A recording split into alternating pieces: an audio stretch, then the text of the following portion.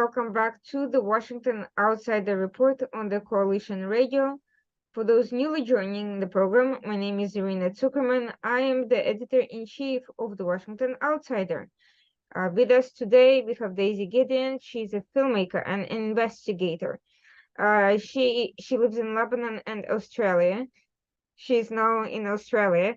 Yes. And we are discussing with her work, her investigation, and her film concerning the 2020 deadly Beirut explosion.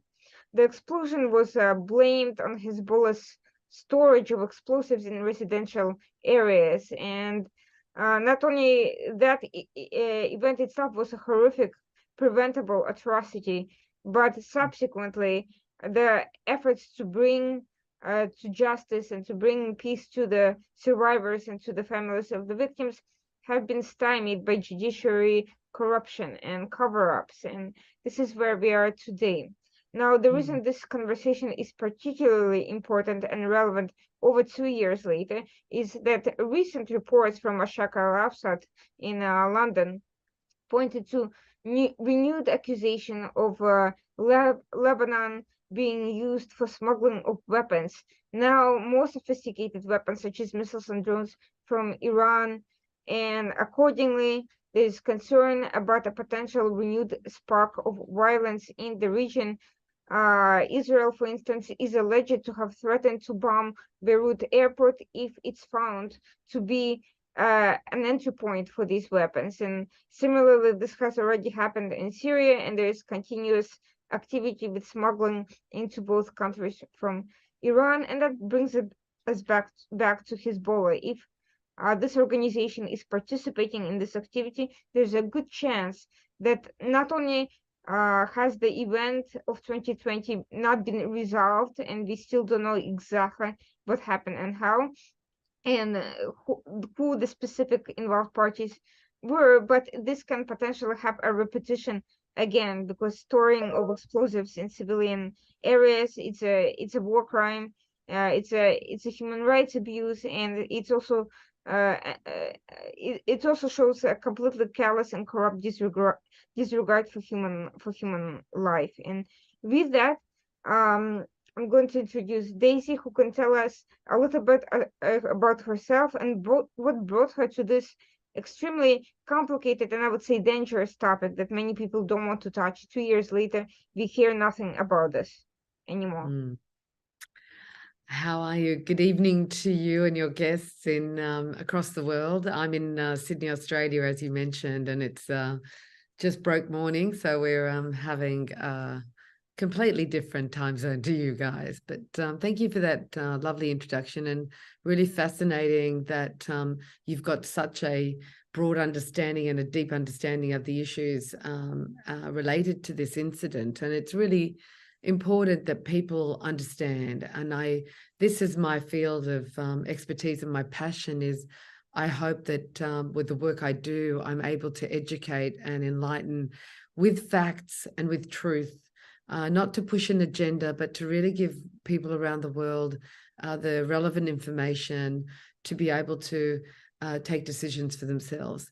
And as you mentioned, I'm deep in the thick of this story, and deeper in it more recently. I have made a documentary, which I'm sure we'll go into, called Enough, Lebanon's Darkest Hour. It was released in 2021, and it, goes into the Beirut port explosion.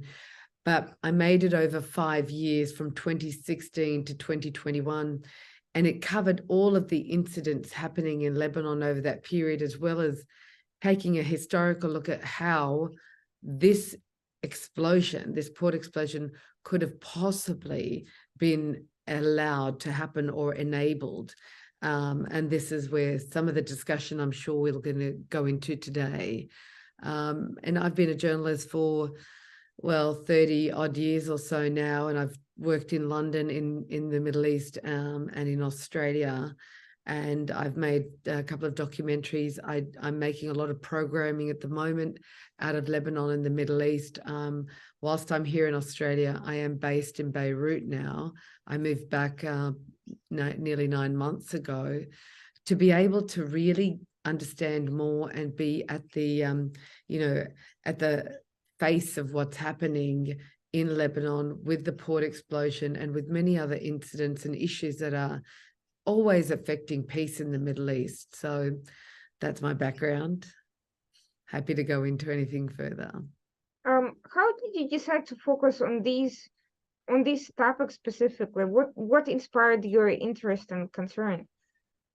It actually wasn't really a choice. It was an evolution of events. I was following a story, and as a documentary maker, you really have an idea for what's going on, and you're pursuing a story. But when you're making the documentary, natural events almost take over the story. And sadly, as I mentioned, when I started in 2016, 2017, my first shoot in Lebanon was in 2017, things were still calm in Lebanon and people were still living a pretty calm, happy life and parties. And before all the banking crisis and petrol crisis and the collapse and the explosion and the revolution, so I was just following events, and it was, the 2018 elections in Lebanon, which then, I covered, and I was really confused why people had still voted for the same people that were causing such suffering in the country. 2019, the revolution happened in October 2019. So I went back to Lebanon and we filmed that. And then I was just about to finish locking up the film to submit it to festivals and really start getting the word out about the story. And then sadly, the tragedy of the August 4 port explosion occurred, and I was pulled back into the story, opened up the film can, and re-edited and got more footage. And that really affected me personally when I witnessed, I was in Australia, but watching that port explosion was truly moving. I was so saddened, and my tolerance level for anything and anyone in power in Lebanon had sort of reached a limit. It was that's why my film was called Enough. It was just, in the end, I changed the title to Enough because it just was. And so that's how I got into it. And I kept investigating and researching and how, and, there's so many now theories as to why the port explosion happened and who was to blame. And, and I'm still investigating it now as we look into where the situation is, as you mentioned, 2 years on, and we're no closer to getting an official answer from the government and the legal inquiry, the judicial inquiry that's been undertaken to give some reasoning for how that port explosion, why that amount of ammonium nitrate was sitting so close to residential areas, was allowed to sit for 8 years, 7, 8 years, not just 1 year,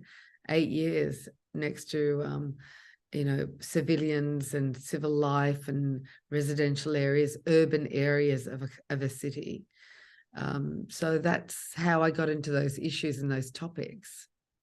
Correct me if I'm wrong, but there's almost two stories going on here. One is the story of government corruption, of corrupt institutions, and that predates these events by decades. There is a history of corrupt local networks and patronage system that has permeated Lebanon and has been brought in by the French and has been kind of ongoing since for many years. And the other issue is the interference of Iran and Iranian proxies who came to power through the so-called social jihad of promising people to basically various financial and social benefits of voting for that particular political entity, Hezbollah, and bringing together a coalition of diverse religious and social and political interests. But ultimately, we have seen that far from fulfilling their promises, they robbed the country blind and led to essentially a collapse of many of its institutions. So Mm.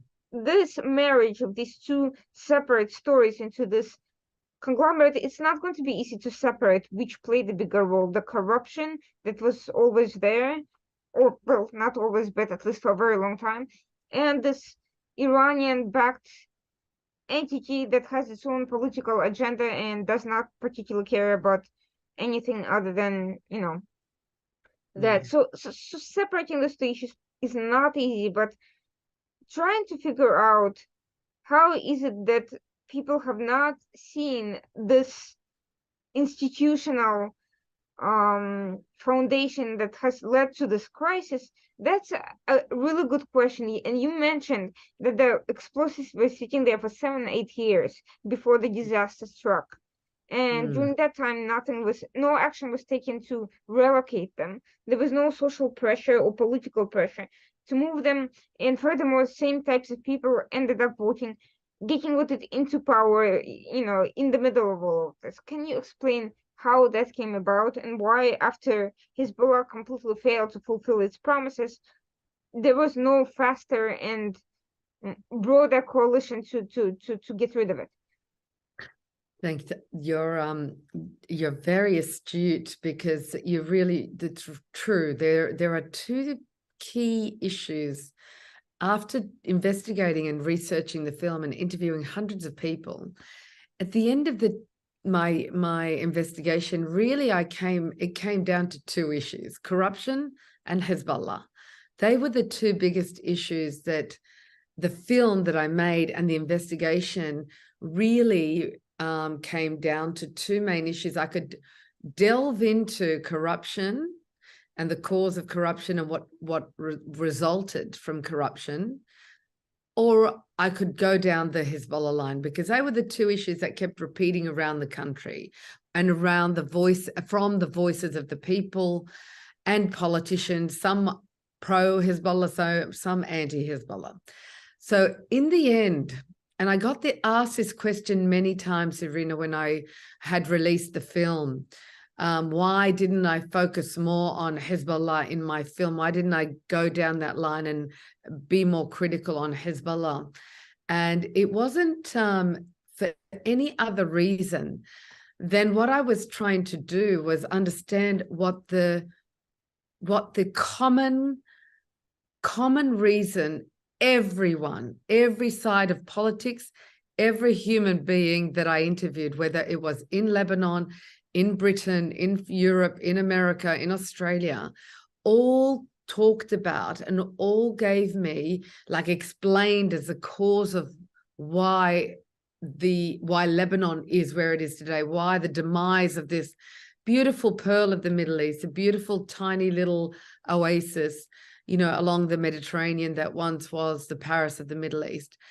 And after analyzing the information very carefully, everyone agreed that corruption was killing the country. Corruption was a major problem. But not everyone agreed that Hezbollah was a problem. So what I had to do was I wanted everyone's ears open. I wanted everyone's eyes open. I wanted everyone, whether it was in Lebanon or around the world, to be aligned. And even the people I interviewed were aligned on corruption. And at the end of the day, Irina, if there wasn't corruption, there wouldn't be a Hezbollah, or there wouldn't be a Hezbollah with militia and military arms. And because the negotiations and what you can get away with, because you have to negotiate, because there is corruption, it allows you to compromise your values, compromise the rules of engagement and the rules of a country that that you'll live under. It allows for a Hezbollah or any militia or any entity, whether it's the pro-Iranian or pro-Syrian or pro-whoever, pro-French, pro-American, pro-whatever, they all have their roles to play in destabilizing the country. So that's the reason why corruption became the focus. And it was, and it still is to today, because you can't institute values and rules and force Hezbollah to hand in their arms, which they should have handed over, like every militia was required to do after the end of the civil war in 1990. The terms of agreement of the Taif agreement, which was the agreement that ended the war in Lebanon, was that every single militia would hand over their arms and they would come under the umbrella of the Lebanese army, and the Lebanese army would be the only entity responsible for maintaining the security of the country. But because of Syria, which had a big role to play in Lebanon's history, particularly during the war and after the war, and before Iran really had a stronghold in Lebanon, Syria had Lebanon by the fist. It allowed Iran and it allowed Hezbollah to retain its arms, and because it was using Hezbollah at the time. So this is the 1990s, before Iran became anything of real strength in Lebanon. Syria, with Hafez al-Assad, the former president, who was the father of the current president, Bashar al-Assad, ruled with an iron fist. And so you see this history. But we get to now and to Hezbollah today, which, in the 1990s became a legitimate political entity because they were brought under the umbrella of being a political party. So you have people in Lebanon who support Hezbollah as a political party. And you mentioned they did come under this social justice and social benefit. They offer this service to the communities, Christians and Muslims in the areas that they live. There's a lot of Christians in South Lebanon that live under the peace or the benefit of Hezbollah, and so they don't have any problems with Hezbollah. And even in the Bekaa Valley, where they're the two sort of strong areas where Hezbollah is. So you have people who are very pro-Hezbollah in Lebanon because they've helped them and they've looked after them and they support them and they keep the peace in the community. Lebanon, as you know, has mixed religions, 18 different religious sects, and largely for hundreds and hundreds of years have lived very peacefully together until you have people who want to play politics, and politics divides faith. So, Iran's role in Lebanon grew with its support of Hezbollah, and Hezbollah grew in, I interviewed, people in Hezbollah, and I interviewed people like the former founders of Hezbollah who had a completely different objective. They wanted to protect the Lebanese border. They wanted, it was when Israel was occupying southern Lebanon until 2000. So there's a long history of occupation, and for many of the Lebanese in South Lebanon, they're very happy with Israel there. I'm not promoting or denigrating, but in reality the Lebanese lived very peacefully because the Israeli troops did protect them. But you had a foreign entity in your country which was disruptive to the proper governance and peace of a nation. So you have people who are very compassionate and sympathetic with Israel across Lebanon. There's a lot of we still have a Jewish community in Beirut. We have a temple in Beirut too. There's we had for thousands of years a lot of Jewish people in Lebanon, and to this day, being the attitude of the Lebanese towards Jewish is very understanding, very compassionate, because Lebanese people put faith above everything. If you believe in God, then you are one of them. It's faith, determines, because they're very faithful people. They really have this strong connection with God. So it doesn't matter. That's why they live together for so long, whether you're, Jewish, Sunni, Shia, Alawite, Maronite, Catholic, all of these, they are people that love people who believe in God. So this is the basis of that ability to coexist. But anyway, getting back to Hezbollah and Iran, you know, it's a relationship now where you have a master-servant relationship. But you know, it's sad because, you know, I met so many Lebanese people who are pro-Hezbollah, and then I met a lot of people who were pro-Hezbollah and now are not pro-Hezbollah because of the corruption, because of life in Lebanon, because of the disintegration of society, and because of, as you said, many promises, failed promises, and you know, and look at, it's going worse and worse. It's not even getting better. So, you know, this is the interesting, complex, you know, situation and reality that exists in Lebanon, and why you have this people who are very connected to their faith and they're very loyal. Loyalty is huge in Lebanon. So once they're committed, especially from the faith basis. So it's hard for people to change their loyalties easily. But I was very surprised earlier this year when I was in Lebanon releasing the film 3 months prior to the elections, 2 months prior to the elections in May 2022. And we traveled around Lebanon, meeting a lot of Shia who were pro-Hezbollah, who were sitting in the room saying, we're not voting for Hezbollah, we're not voting for anyone, they've done nothing. And these are people who are real believers. They're not to the death kind of people, they're not fighters, but they have this commitment of loyalty to their faith. And they believe, you believe your rabbi, you believe your pope, you believe, you have to have that commitment. But they're waking up, and this was the whole purpose of my film, was to show them the facts and to join the dots over many decades to allow people to say, oh my God, now I understand. Because everywhere in the world, politicians love to confuse us and distract us and so they can do whatever they want to do and do deals. Like corruption is terrible in Lebanon. I think it's worse than anywhere else in the world, honestly. But we have corruption in Australia, we have corruption in America, we have corruption everywhere. But fortunately, it's limited, it's controlled, because there are institutes, there are corruption bodies, there are, there's real determination to investigate and eliminate. But in Lebanon, you don't have that judicial system because they own the judicial system.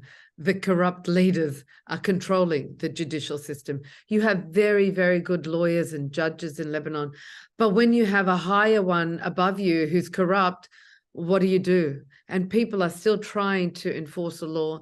And in many areas, that law, the judicial system works effectively, but when it comes close to anything political or anything, to do with a minister that is related to any issues, particularly concerning the port explosion, for instance, then, the powers that be pull the strings with the judges who are higher and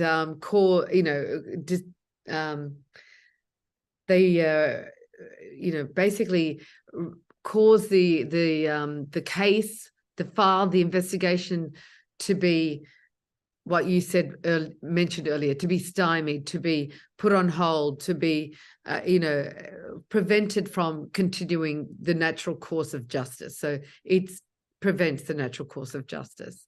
There's something I don't understand about this whole thing. The Yes. impact of the negative publicity at the time was huge. And one would think that, all right, the worst already happened. Yes. Everybody's already blaming Hezbollah for this anyway, and everybody basically, they don't know the details of how it happened, but they know what happened. So that's the worst part.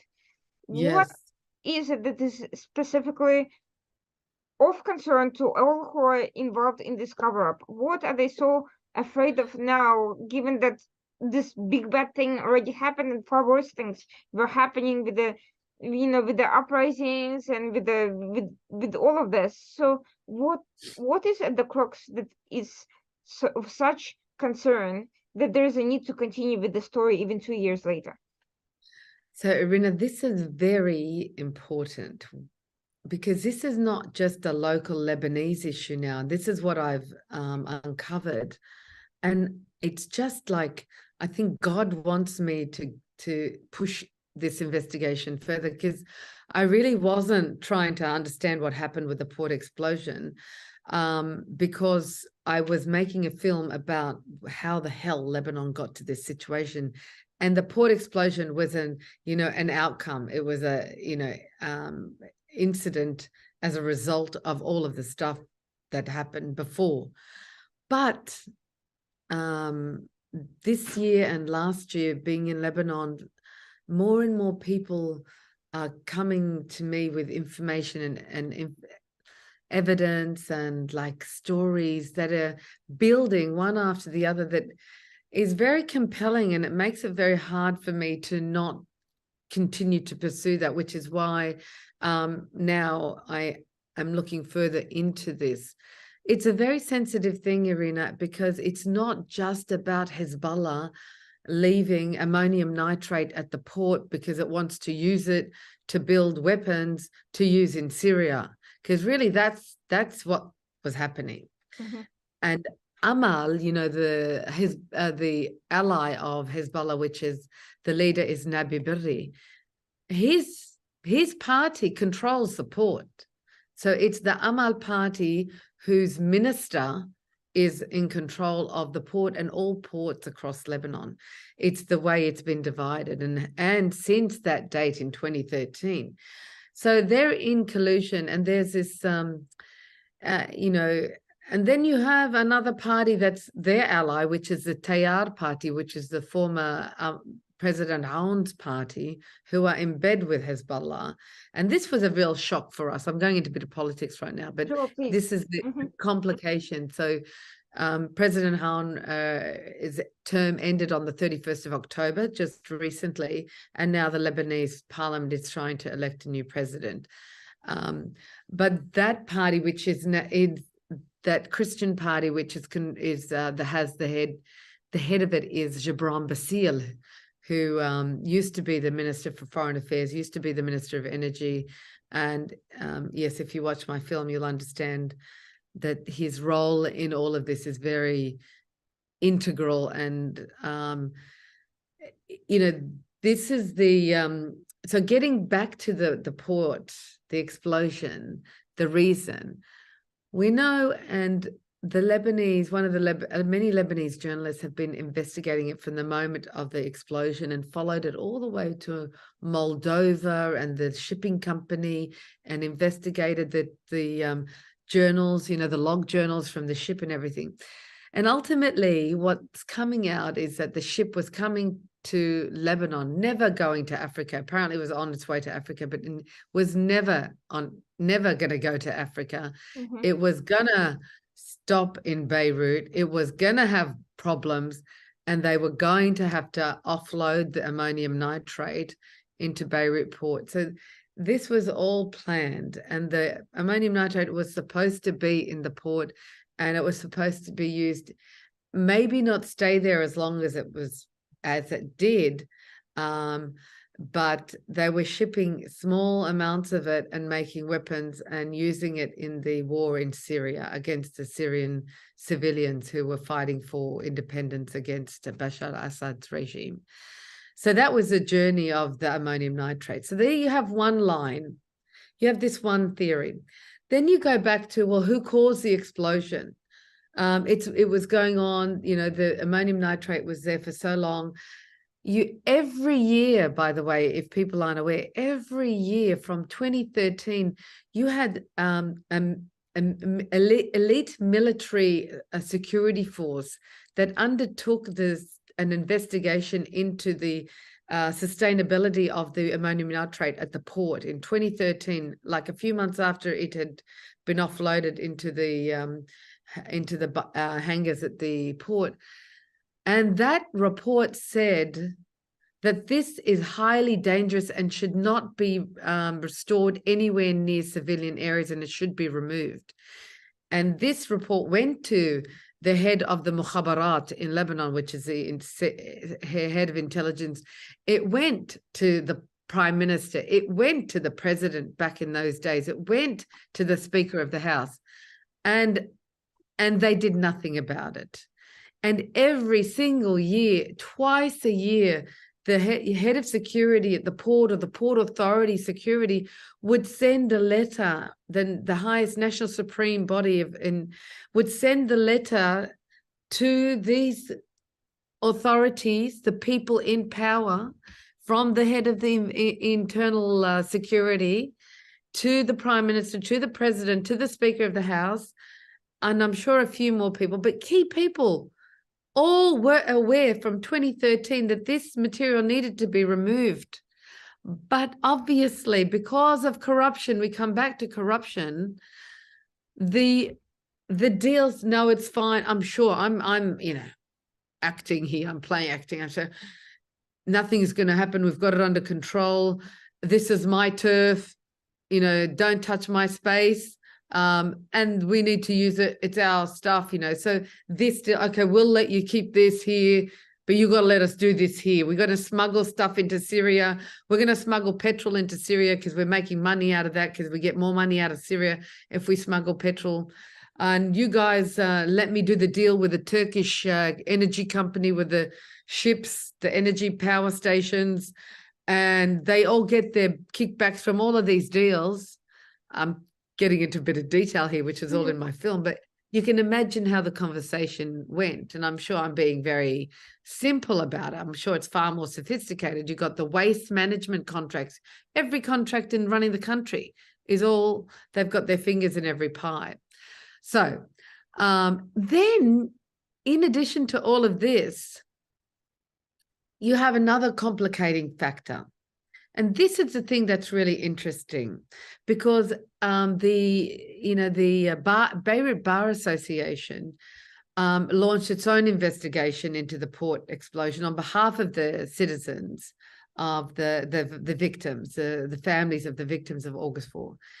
And they requested to the United Nations for satellite imagery from France, from Russia, from Israel, from anyone, because there are hundreds of satellites in space, which there is no doubt would have footage of the explosion and what happened, because they want to determine whether it was this accident and this the way I've described it in my film, this a fire that broke out at the port in a fireworks factory after someone was welding something, a worker was welding something, and sparks, how silly, welding something next to a fireworks store, which blew up and caused the fire to spread into the next hangar where the ammonium nitrate was stored.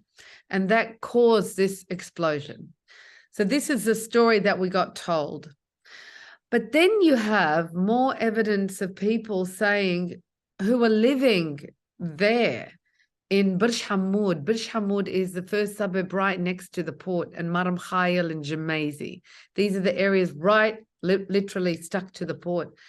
And you have people, and I was doing interviews there this past 9 months, who said, I saw the planes go overhead and then a silence and then an explosion. And I'm going, and then it wasn't one person. I was this guy, this shop owner standing in there. I said, I could see the plane.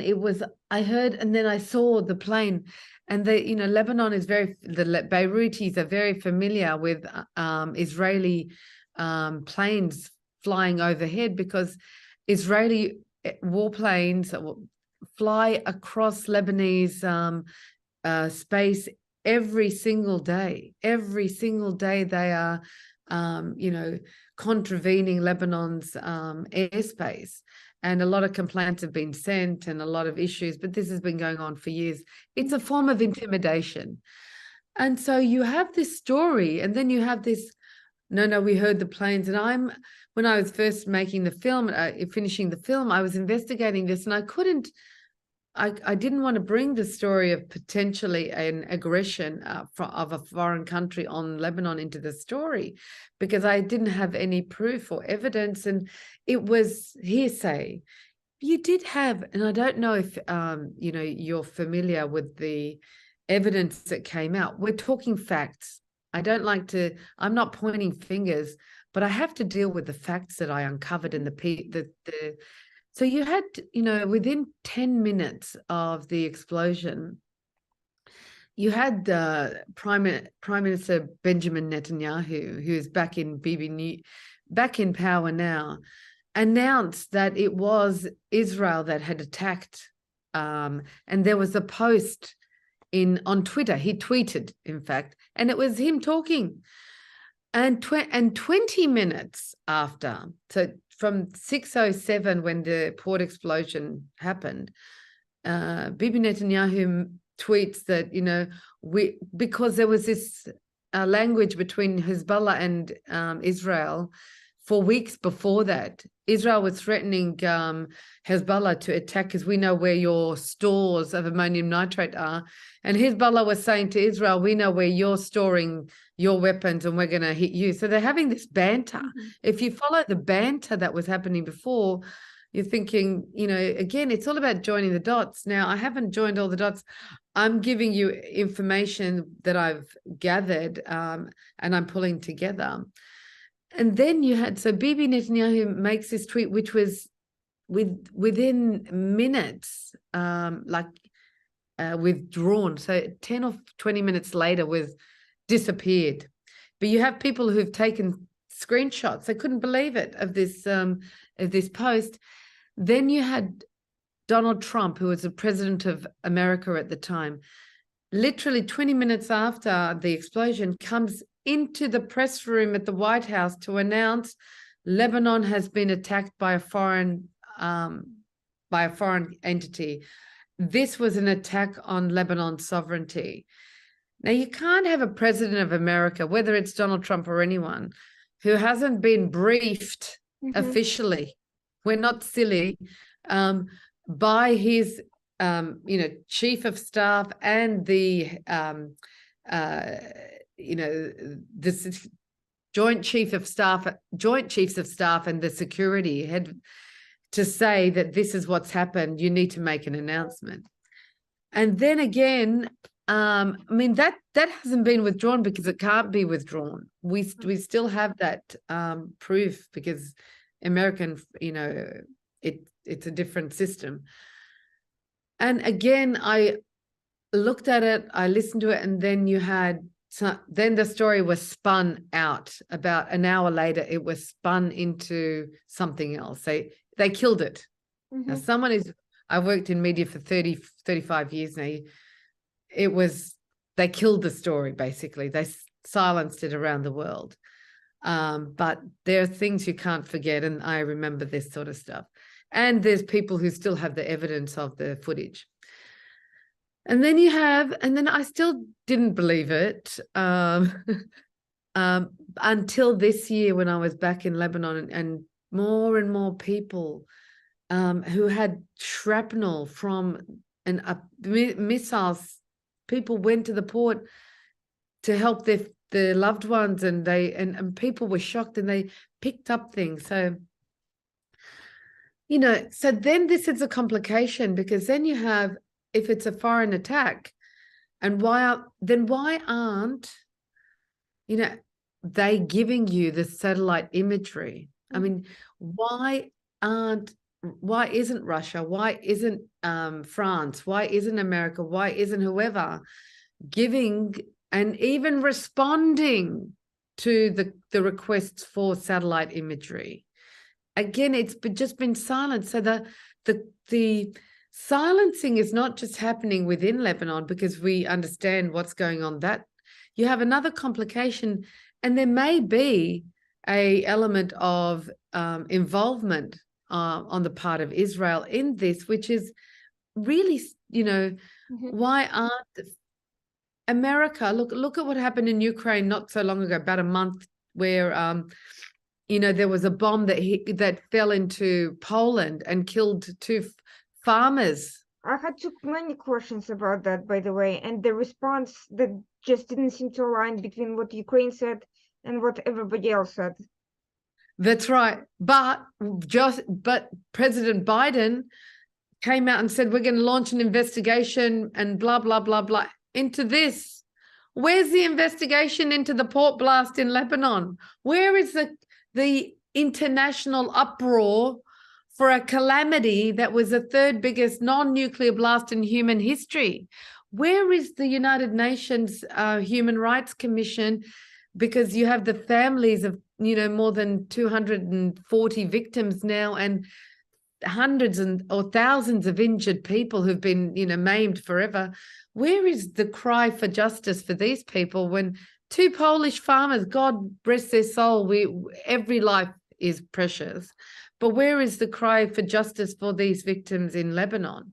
And I just want to finish the last thing on this is why it's complicated, and the investigation in Lebanon and the quashing it is more than just about Hezbollah, because to this point, and my point is, even if Israel bombed, sent that missile in to, without any understanding of the damage that it would cause, it comes back, and this is a conversation that we've been having in Beirut, and even the families of the August 4 victims say, when we ask them, what if it was Israel? They said, then that would be one thing we would have to deal with on another level. But the reality is, why was the ammonium nitrate allowed to be stored in a place right next to an urban area with civilians?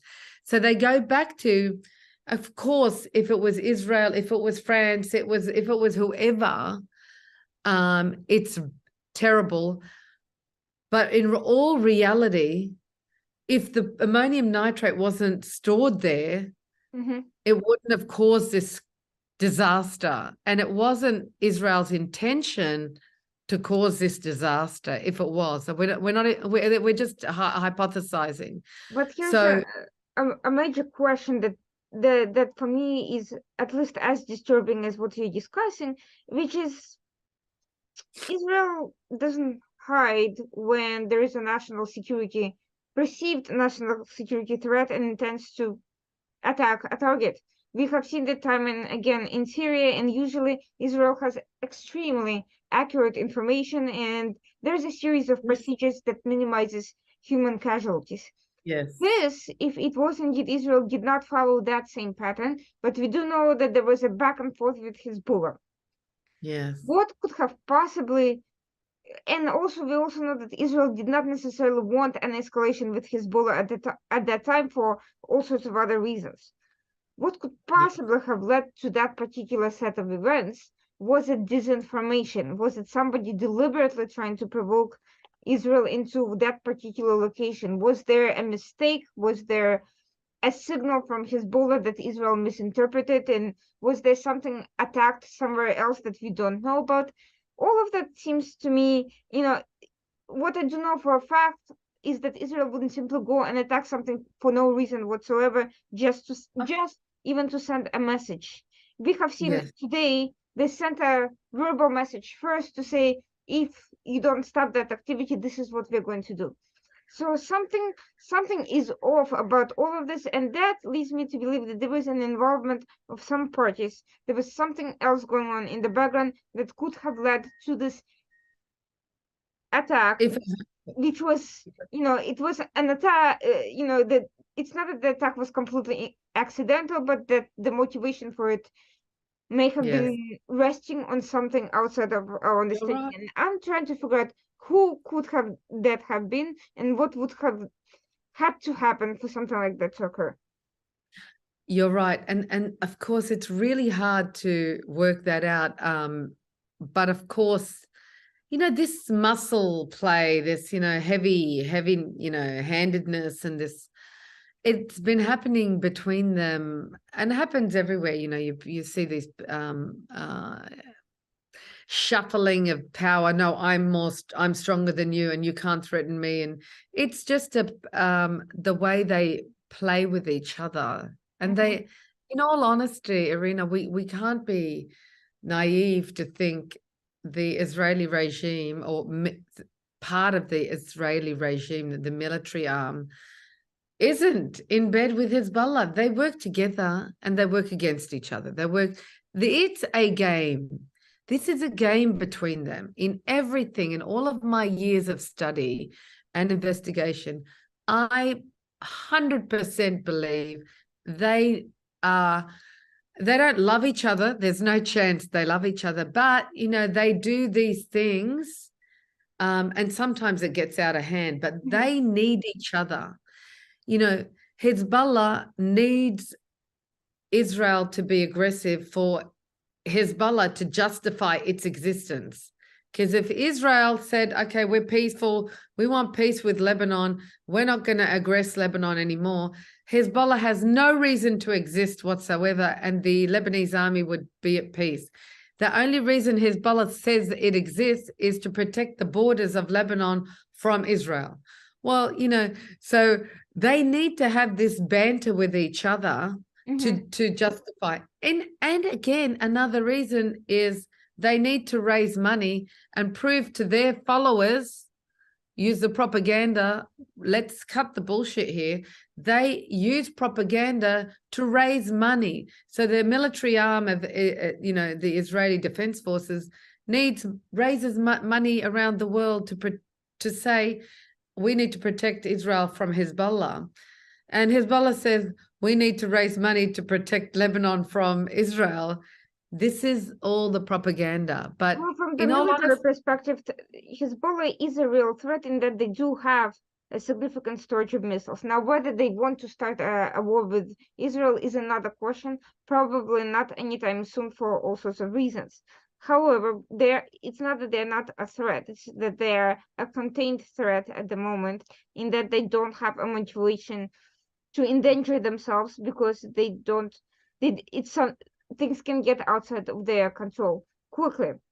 So it's not like they're, suddenly going to go, if Israel stops considering them as a danger, they'll just disappear. They have the capabilities, they have the motive, but they're also rational actors who are not going to necessarily do stupid things that will cost them more than what they get out of it. Yeah. Irina, do you think in all reality, Israel couldn't wipe the floor with Hezbollah? With Hezbollah political apparatus, absolutely. The question is where they're actually storing the missiles, and how, and what would be the human cost of that war? Would it be worth, basically, 100%. Yes, could they hit enough human civilians on the Israeli side before they are wiped out? That's the real calculation. It's not that they can't. I mean, look, US has nuclear weapons. We're not going to use nuclear weapons just because we have them every time we have some sort of a military operation. Ditto for everybody else, and that includes even Russia. So for all the banter there, I never believed that Russia would use them for precisely that reason.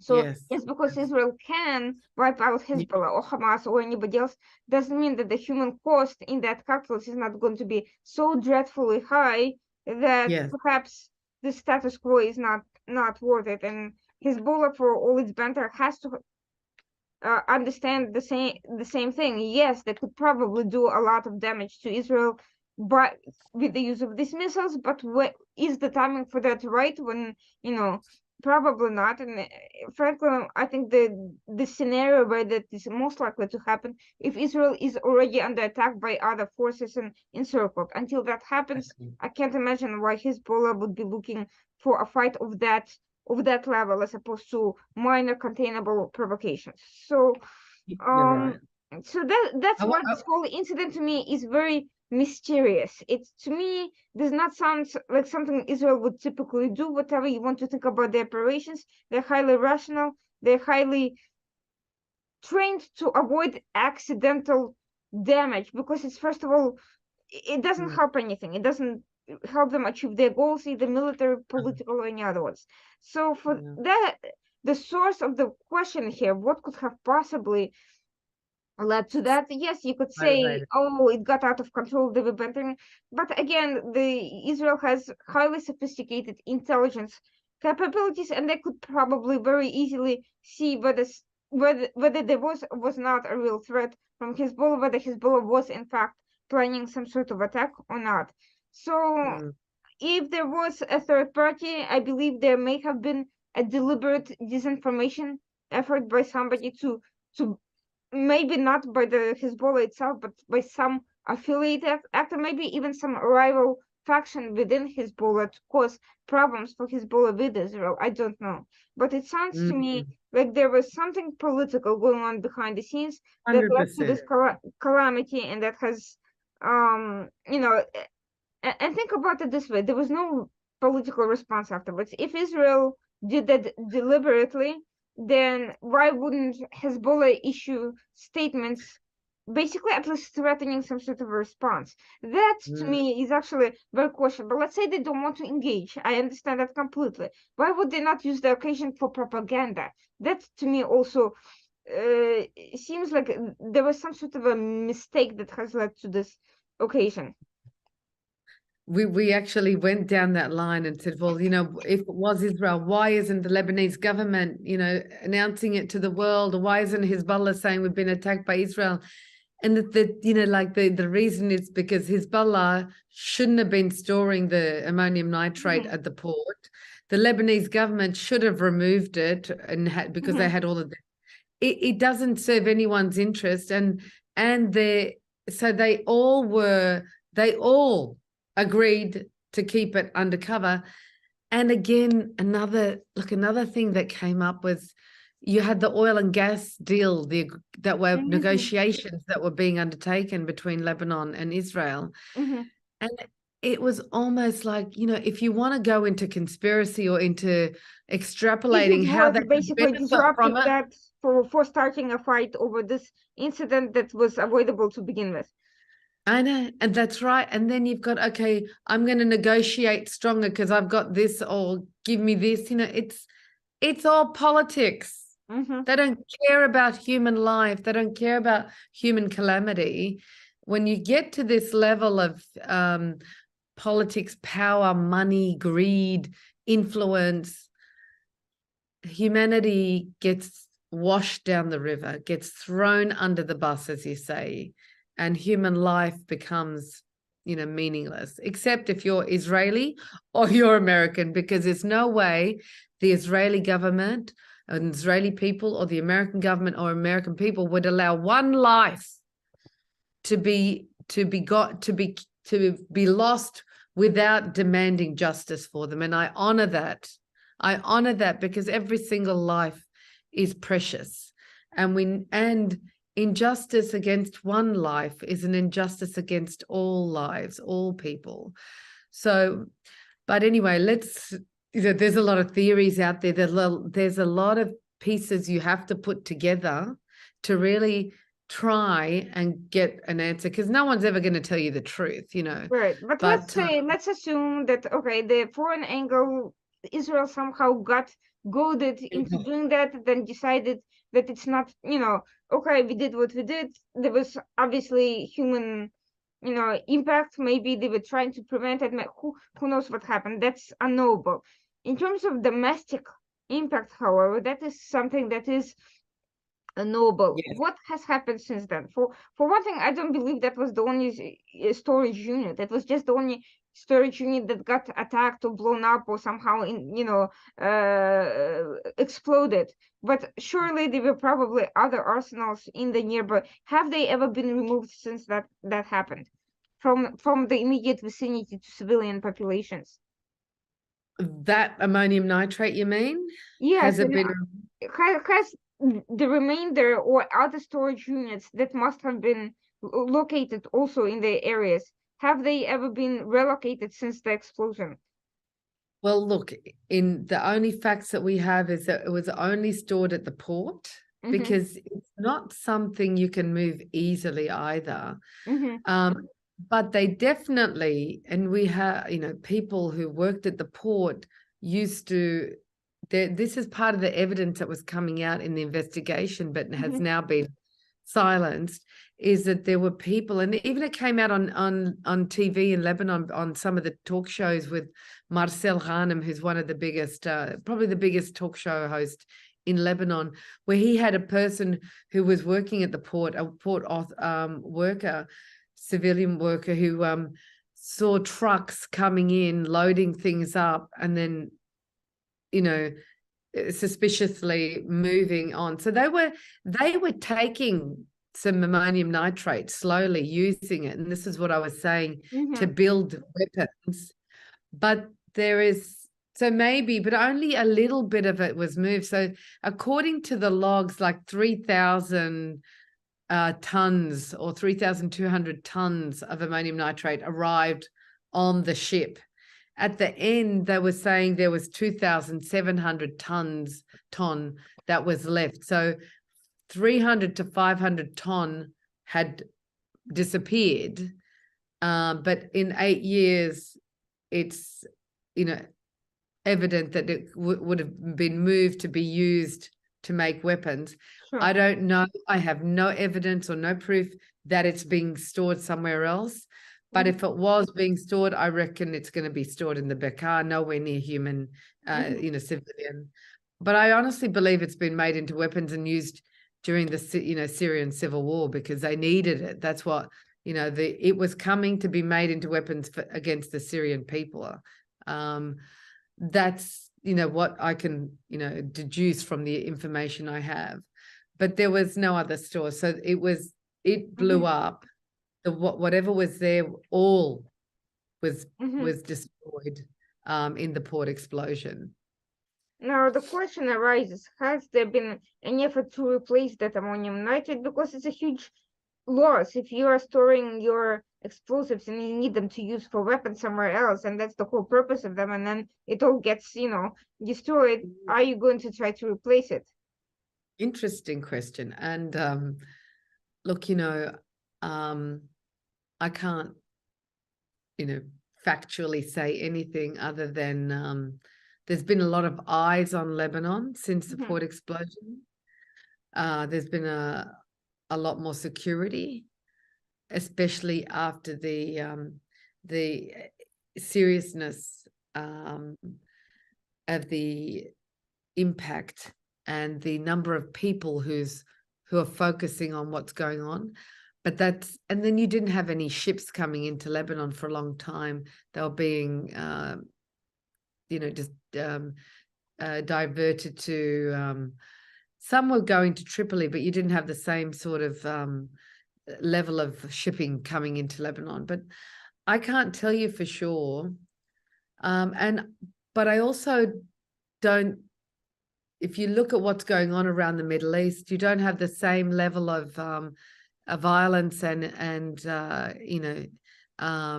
war and conflict that was going on 2013, 2014, 15, 16. Syria is pretty much, back in the hands of Bashar al-Assad. So there's no real civil unrest anymore. ISIS has been eliminated. So you had that complicating factor during that last decade as well. You don't have the uprisings in the Middle East. The Yemen conflict, because, as well, weapons would have been sent to Yemen, made and sent to Yemen. So I'm just doing a general assessment. And the only places that it could come from is, where it was, from Iran. But Iran's got its own crisis at the moment. And, I'm so proud of the Iranian people, so proud of the defiance this time, the men standing with the women, because before, whatever the women did, the men were too scared, I think even more scared than the women. But this is like, again, people saying enough. Mhm. You know, Masa Amini is like this murder of this poor young girl was disgusting. And I'm so proud of them. So Iran's going through its own real revolution, and they've started the hangings and the executions now. They've had 2 executions in the past couple of weeks of men who were, you know, supporting the revolution of the rights of the women.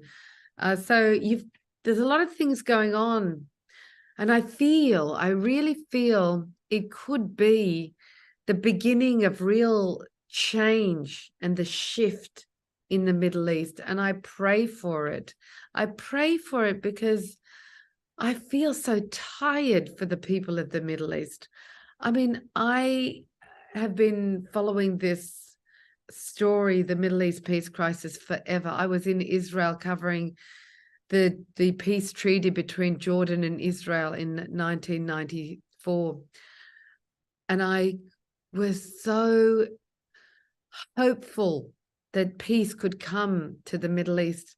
And I remember meeting so many Israelis when I was there who were like, could this possibly mean peace for our people too? Because there's so many Israelis. And when I traveled around Israel, and I have so many, you know, Jewish friends here in Australia and around the world, I understand how difficult it is to be Jewish, firstly.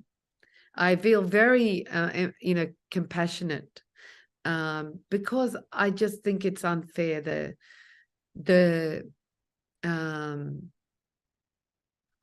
this attitude towards Jewish people that is historic forever. And it's wrong, the way people have, not everyone, but, you know, it's wrong that people have this immediate perception of Jewish people. And this needs to be dealt with on a conscious level globally, because you're a persecuted race, and it's wrong. It's wrong for any race to have this, you know, just this attitude. It's an attitude of, for me, anyone, it's not just because it's Jewish people. I don't feel this right. It's right for any race, for any person. And it's a sense of justice that is deep within me for any human, because we're all, for me, children of God. But when I was in Israel, you know, I felt sadness because, you know, I saw the buildings too. And there's some buildings in Tel Aviv and in some areas where, you know, you had these blocks where it was very built for security rather than for beauty and architecture.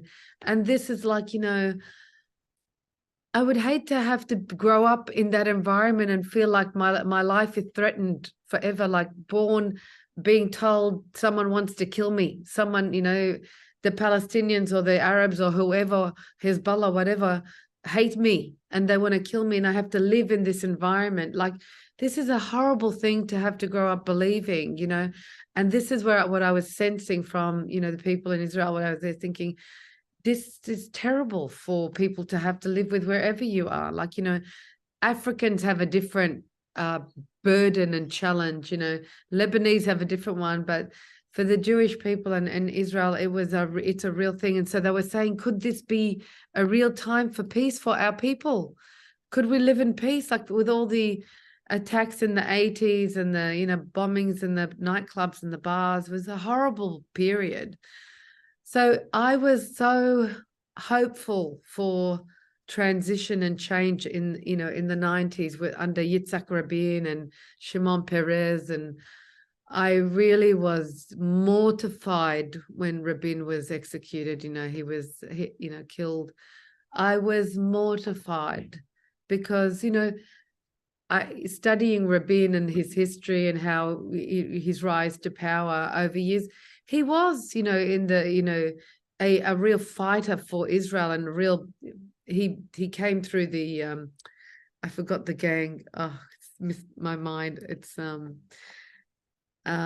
Yitzhak Shami, you know, they were in that gang, you know, and they really, I forgot it. It's a particular name, but it escapes my mind right now. And they believed that they had to fight for Israel's independence during those, you know, the 50s, 60s, 70s. But then he had an awakening, and then he saw for his people, we need to have peace for my people. And he had this shift. Anyway, it's sad because this is where reality is in the Middle East. And all I want is for the people of the Middle East we're all cousins, right?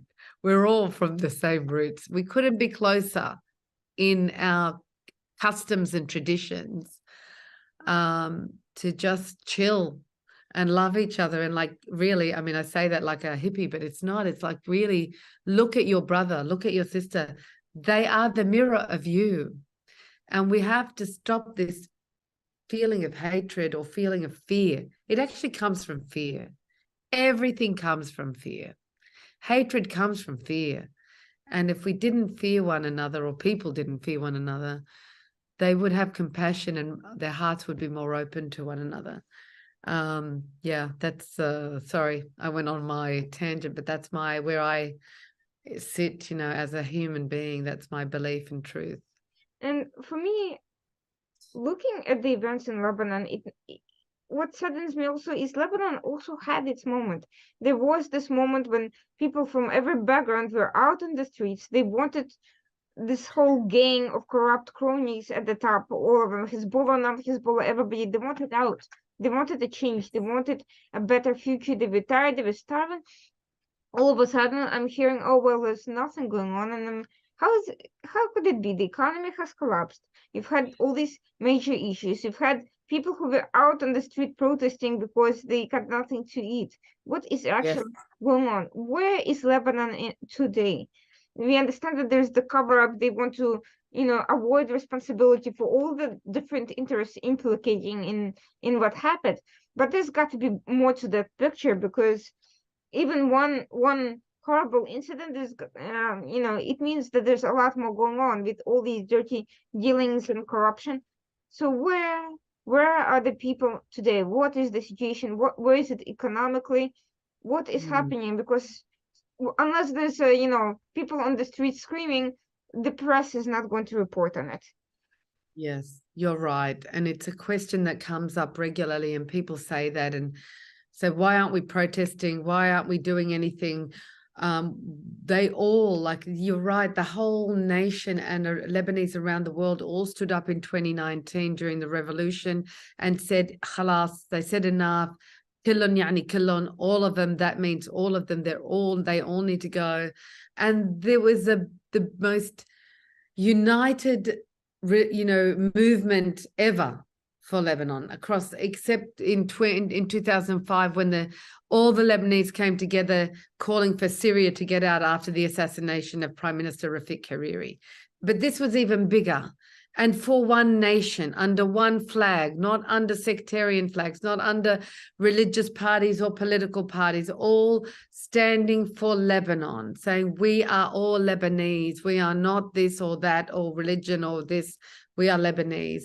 And we don't want to be divided, because they realized dividing us means they can keep us away from each other and scared of each other. Divide and conquer. So today, where Lebanon is a broken country. The spirit of the people is completely devastated. They've lost all hope. They tried in the elections, and we had actually an excellent result in the election, but the economic situation is, it makes you desperate. I want to go into the election results in a minute, because that's really the future and what is the key to change. But right now, the reason why the people aren't in the streets is because they can't even feed themselves. The leaders have made the people so desperate, then so distracted with trying to find money to feed themselves. There's no jobs. The banking crisis took all of their savings, everyone, from top to bottom. It erased all of their bank accounts. They have money there, but it's called lollars now. It's not dollars. They turned it into there's a currency called lollars, which means your money is worth 10% of what it was worth before. So if you want to withdraw, you might have had $10,000. It is equal to $1,000. And people had hundreds of thousands of dollars.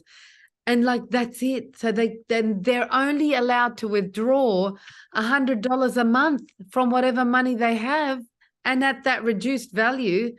So, you have people who are desperate. So, and I did an interview with a psychologist, a neuroscientist who's been studying the psychology of the people, and how this has been an intentional psychological campaign by the Lebanese leaders themselves upon their people to diminish their capacity to fight, destroy their capacity to feel like they can fight, so they can have more control over them, so they can have more control over the country, so they can continue to dominate as oligarchs do, because they want to stay in power, and they can do whatever they want, and they control everything, the economy, the industry, the banking system, everything.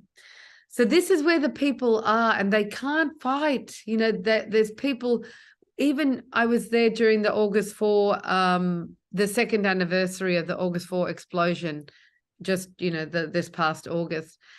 And it was sad because the first anniversary last year, you had hundreds of thousands of people down in the streets. This time you may have had 10,000 people if you're lucky.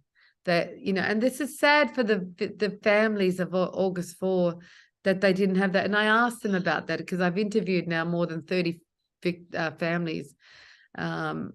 And they say it's sad. Where are the people standing with us? Because if it was your brother or sister or father or mother, how would you feel? We need the Lebanese standing with us to support us for justice, for the justice for our victims, for our families. But they're just tired, and they don't have money to pay for petrol to get down to protest. They're saying, by the time I put money in my petrol tank, pay for the petrol in my petrol tank, I would have fed my family for 1 week. So this is where they're at. It's the impoverishment of the society. The World Bank put the poverty at around 82% of the people are living below the poverty line. And they, how are they living? So I was telling my family, and I'm telling friends here, and I'm being back in Australia, just updating them. I returned to Lebanon on the 20th of January, and I'm telling them this: well, how do they live? How could they possibly be living if they're earning $20 a month now? Their salary, some people, is $25 or $50 a month. What do you buy with $50 a month? My own electricity bill in Lebanon, I have to pay for a generator, cost me $180 a month. And I hardly have any electricity for that $180. Like, if I want to put my hot water on, I have to turn off my fridge and my washing machine. If I want to put my hairdryer on, I've got to turn, and I'm paying $180 for this. I can only put lights on in certain rooms. And so $50 a month, it doesn't feed you. So these people have to beg, borrow. They work 3 jobs. They're living together as families now. So they have to move in with each other. So they have 4 people in one family working so they can pull their money together. They don't buy meat. They haven't eaten meat for 1 year or something. It's heartbreaking to see it. And yet you see the Lebanese, they still have a smile on their face because they just want to live. But they will make their way. I met many people in the Bekaa, in the south, because I travel all the time. I keep traveling around, and I like to sit with the people, the real people. I go to Parliament, I interview politicians, I interview experts. And then I go to the people, and I hear the people. I go to Tripoli, the worst, most impoverished city in Lebanon, on the streets, and I listen to their stories. And this is what I try to come back to the politicians, what I try to come back and tell stories around the world. I feel my role is to keep telling the true stories about the reality. And the only way I can do that is to keep going around. So this is why they're not in the streets, Irina. They're exhausted.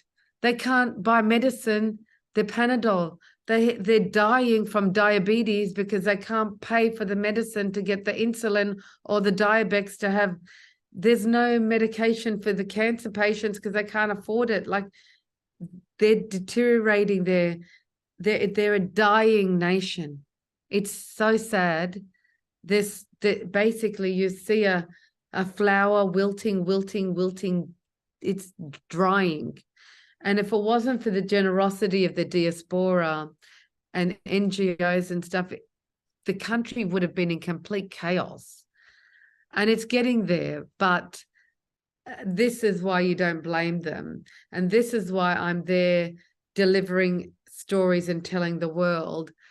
But, you know, you can't ever give up on Lebanon. They're a defiant people. You know, it's I think part of the world that we come from, the Levant area. It's biblical land. It's the land that people have had to fight for survival since the beginning of time. You know, your people and a lot of people in this region have fought to survive forever. But we will. So let me get to the good point. Let's not live on a negative point.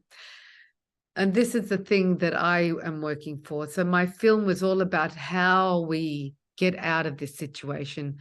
And the way we get out of this situation, the way any human being in any society and any people around the world get out of it, is to do it humanely, peacefully, and democratically. You have to evolve as people. And the way you do that is to vote. If you have the right to vote. So Lebanon is a democratic country. Everyone is entitled to vote, but it's voluntary, not like Australia. It's mandatory to vote in Australia. I wish the whole world was mandatory voting, because then people would get engaged more. So the way to change for Lebanon, and this was critical in my film, was to go and vote. And they had the chance in 2022. 2018, I was there and I was saying, go and vote, and they didn't vote. It was a week before, and I'm saying, go and vote, and they didn't vote. They were apathetic. And then we saw the results of that.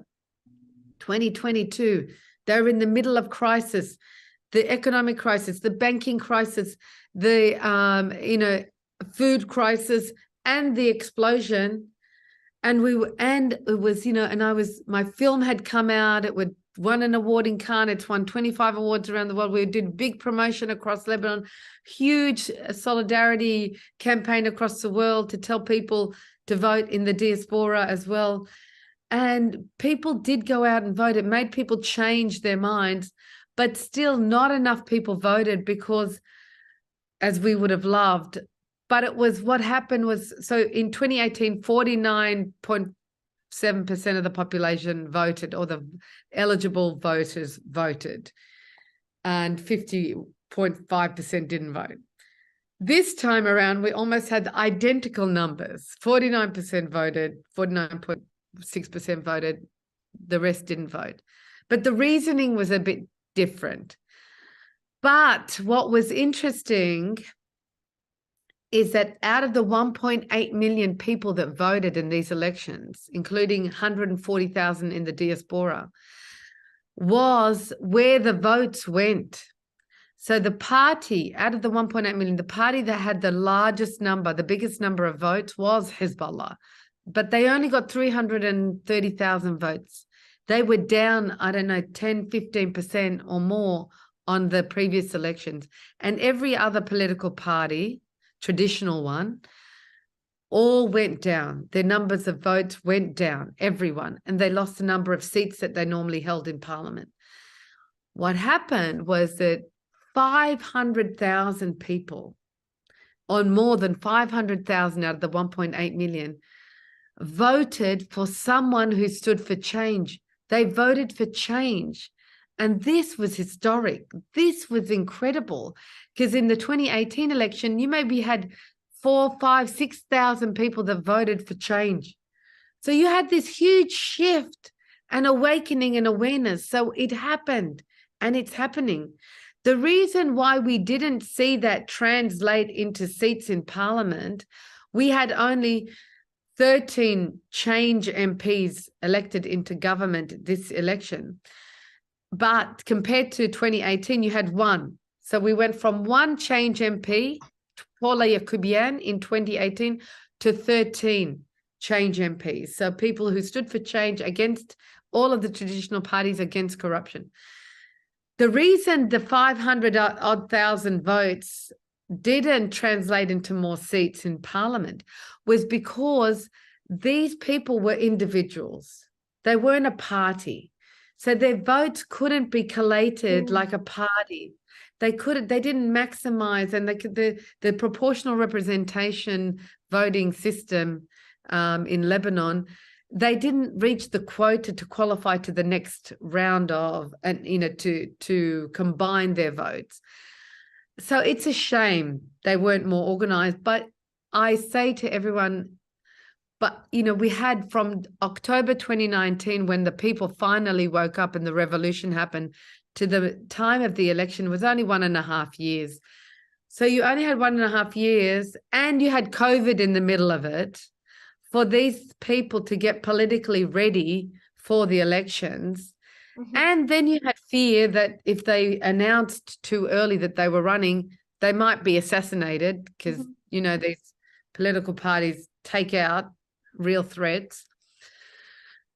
So you had all of these elements. So I said, in all honesty, and you're working against political parties that have been in politics for a long time. They have a political machine that knows what it's doing. So in all honesty, they did very well. But the people did amazingly, and I'm so proud of them. I'm so proud of the Lebanese around the world, because the diaspora were determined to vote, even though the Lebanese government tried to send a wife to one city in America, Mississippi, and another one to Los Angeles. They'd made them their voting where they had to vote in 2 different states. In Australia, it happened too. They tried to do whatever they could to disrupt the voters from being able to vote. So I have a lot of hope, and my mission now and the work that I'm doing now, continue to educate, awaken people, make people very clear about how we get change and evolve into people who respect the law, respect ethics, respect values, and only rely on democratic values to achieve anything that we want. Free and fair, use the values of free and fair to achieve our objectives. Become evolved people. And because then people around the world will respect us and will help us. If we are willing to be judged by law and by values and ethics, then people will know who we are and will respect us and will be happy to sit on a table and talk to us and negotiate with us. Whereas if you use the rule of the gun or violence, then people won't want to sit next to you and won't want to talk to you. So this is my mission, and I'm, hoping next year I will continue with working with promoting my film and putting more content out and traveling the world to awaken more people around the world. As I was mentioning in the speech where we met at the World Humanitarian Drive Trilateral Global Summit, Trade for Peace, is to keep talking about this. This is how we achieve it, and talk about 2026 elections and using democracy, using, ethics and values to achieve change, not violence, not aggression, and, being compassionate to each other, whoever we are around the world. God willing, because I really believe 2026, we could have a tremendous result if we, and I'm, helping, bring into the narrative the need for parties that stand for change across all of Lebanon, because parties, can be, you vote together, you work together, you have policies that you agree on, and you work as a bloc in parliament. And that's what we need, to help really make the change in 2026. So a few final short questions. First of all, where can we watch your film? So in Israel, actually, it's on a couple of documentary platforms on TV or on I've had lots of amazing letters and emails from Israeli people who've seen the film and were very heartwarming, and it was so nice to, because there's a lot of people had to leave Lebanon who lived in Lebanon. A lot of Jewish people left, and so they had this very strong connection. And And the only other place at the moment is, I believe it's on iTunes. One of the distributors has it up on iTunes. It might be the Arabic version with English subtitles. I'm in the middle of updating the film at the moment. I'm in the editing process at the moment because I undertook interviews with the new Change MPs at One Office because I wanted to add this to the end of my film, because I thought before I continue my world tour, people are going to say what happened in the election. I want to show them what happened. I want to show them the results. I want them to visualize it, not just talk about it, and say, we did amazingly, we started and we can do more, because that will encourage people around the world, not just Lebanese people. It will encourage people all over the world to see if they can do it. Maybe our people can do it too for our country. So I'm doing that at the moment. And then I'll be continuing the tour. Hopefully in March, April, I'll be taking it around the world. We're talking to a distributor in America to screen it in cinemas across there. But it should be, look, I ask people to follow me on Instagram or Facebook or LinkedIn or Twitter. On Instagram, I put all of my notifications on what's happening and what the next steps are. And so they'll know what's happening. And if they like to know what's going on in Lebanon, if they like to know news about the region, because this is what I'm doing on my social media, my YouTube channel. I just released a new a program called Real Talk last Monday. I'll be releasing another show. It's on my YouTube channel called Disclosure. This might be very interesting for people to watch in February, and I'll let you know about it. It's the long interviews with full-on profile interviews with political people in Lebanon. So to get to know who they are, because I think it's important that people around the world get to know who they are. And I don't do it to promote them. I'm doing it to get to know them. Like I will ask them, like you do in other countries. They don't do that in Lebanon. There's profile interviews where you dig into who they are, where do they come from, like to understand their nature and character. So that's what's happening. And do you see another film in the future building on some of these continuing investigations and digging into these issues? I definitely do, Irina, and I'm doing it in different ways. So I'm doing probably doing another feature documentary in the next 4 years or so, but I'm already delivering content and making I'm making documentaries at the moment and pushing them out because we're doing them in a faster manner, but they're more less investigative to the extent that I did it in my film, and more real stories. But I am still working on many ideas, particularly the port explosion and helping the victims of the August 4 port blast. But there's definitely people want me to do enough Mark II, version 2, or so I'm constantly updating, and there's no end to this story. And the most important thing is that we continue to feed people factual information and in English, because, not everyone, there's, a small population around the world that can understand Arabic, and you've got to deliver it in a way that the rest of the world can understand what's really going on. And, the news broadcasters, the media, they can't follow the Lebanese story intimately every day because it costs a lot of money for time on, on the media, on TV, radio, whatever. So I understand that working in media myself, but so I'm trying to deliver content that allows them to understand much more deeply, more consistently, the stories that are happening in Lebanon through this platform, my YouTube platform and my social media content. And I will be releasing content on other networks around the world. We're trying to align and do affiliate relationships with networks so it gets out further and more people understand. Well, that's great to hear, and I'm certainly looking forward to watching the whole thing, and I hope that you can bring it to the US very, very soon, I, and I, have a great I premiere and get a lot of attention. Final question: what can we do to help? What can be done to help from the outside? Is there anything that we need or should be doing? what we should be doing is remain educated, remain informed. That is really critical because I believe in the individual. If the individual has the right information, they will make the right choices. So staying informed, and the way we can help is there are different.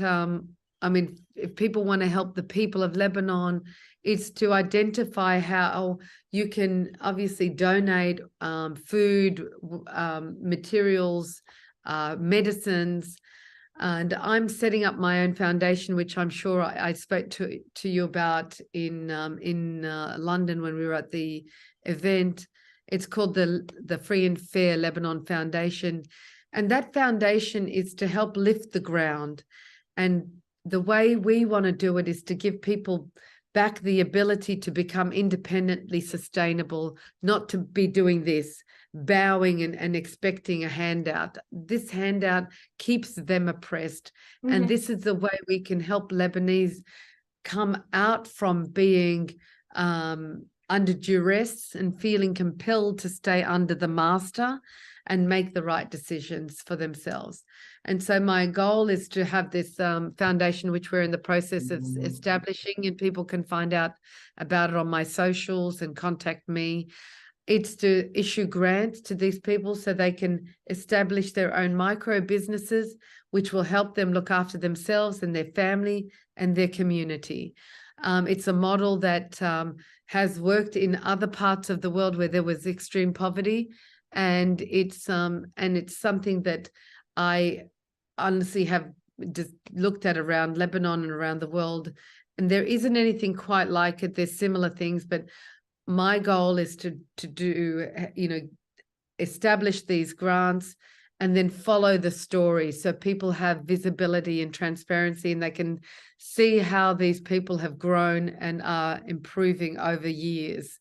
So that's what we're doing as a foundation, to be able to let people live with dignity, live with their own capability, use the skills that they have to take back their lives, take back charge of their future, of their destiny, and be able to feed their children and live with some dignity. I mean, I think this is the most important thing that we should do for any human being. I look forward to that, and hopefully you'll keep me posted about the launch of that, so I could share that with everyone. Thank you so much for joining, and please, please, please stay safe, because there's a lot of evil people out there who I am sure are not happy about this type of work. But I hope that everyone listening here gets the message and just reads more and doesn't let media passivity distract you from learning about Lebanon, learning about what's happening in great work that people like Daizy are doing to transform society and to help get the truth out and to help combat these entrenched issues that seem hopeless but really do. There's always a way to overcome any problem. And thank you so much for giving us all hope for a better future that people can actually build themselves, not waiting for anyone to come and rescue them. For those watching, joining us for the first time, this was the Washington Outsider Report on the Collusion Radio. My name is Irina Zuckerman once again, and thank you all for joining. We'll be back next Tuesday at 9 p.m. as usual, and please stay tuned for more great programming. Thank you, Irina. Ciao. Thank you.